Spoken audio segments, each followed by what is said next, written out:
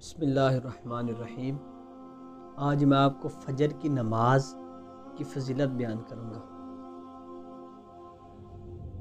حضرت کعب بن احبار رضی اللہ تعالی عنہ یہ صحابی رسول ہیں۔ آپ کہتے ہیں ایک دفعہ میں نے حضرت موسیٰ علیہ نبینا علیہ السلام پر جو صحیفے نازل ہوئے تھے ان میں سے ایک صحیفہ پڑھا۔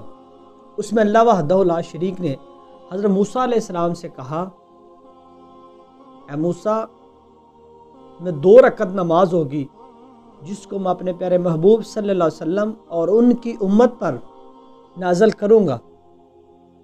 یہ فجر کی نماز ہوگی۔ جو شخص اسے پڑھے گا میں اس کے اس دن کے اور اس رات کے تمام گناہوں کو معاف فرما دوں گا۔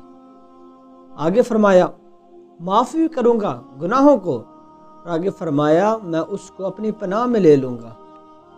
دیکھیں ناظرین، جس کو اللہ وحدہ لا شریک اپنی پناہ میں لے لے اسے اور کیا چاہیے؟ پھر اس کے پاس شیطان کیا کوئی چیز نہیں آ سکتی، صرف وہ سارا دن اللہ اللہ کرے گا، اللہ کو یاد کرے گا اور اس کے پیارے حبیب کو